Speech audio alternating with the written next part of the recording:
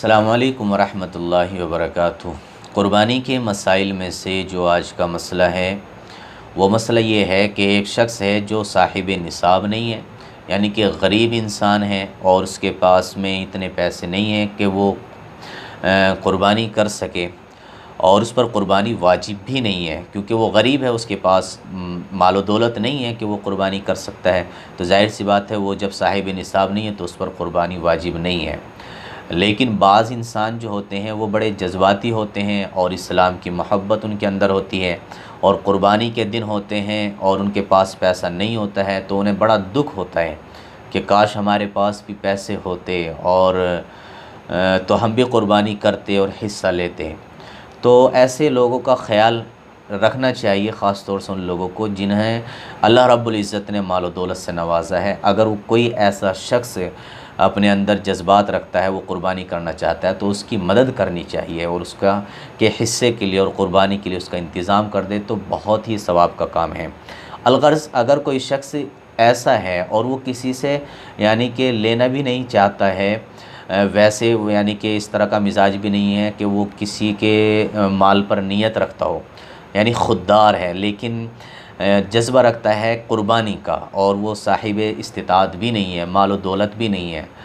और फिर वो कर्ज़ लेकर के क़ुरबानी करता है सवाब हासिल करने के लिए, तो क्या ऐसे शख्स को कर्ज़ लेकर क़ुरबानी करना जायज़ है, दुरुस्त है,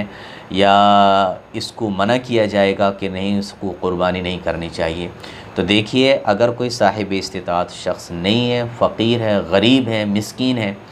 और वो अंदर जज्बात रखता है और वो क़ुरबानी करना चाहता है सवाब की नीयत से, और इस बड़े काम में वो शिरकत करना चाहता है, और फिर कर्ज़ लेकर के वो क़ुरबानी करता है और कर्ज़ के अदा करने की वो पूरी नीयत रखता है,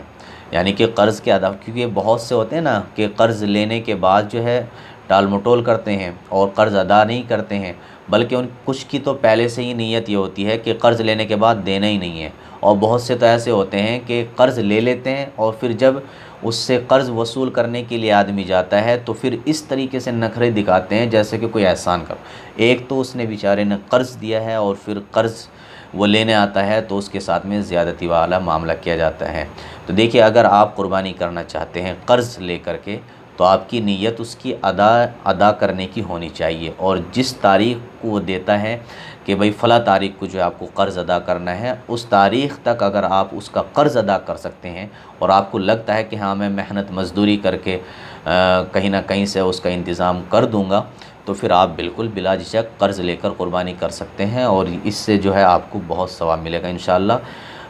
इसमें जो है कोई हर्ज नहीं है। हाँ, इसमें ये ज़हन रखें कि जिससे आप कर्ज़ ले रहे हैं उसके कर्ज़ अदा करने का जो है मुकम्मल तरीके से अज़्म मुसम्मम होना चाहिए, उसमें टाल मटोल नहीं होनी चाहिए, और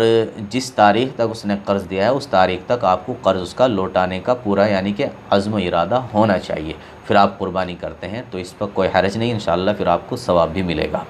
अस्सलामु अलैकुम वरहमतुल्लाहि वबरकातुहू।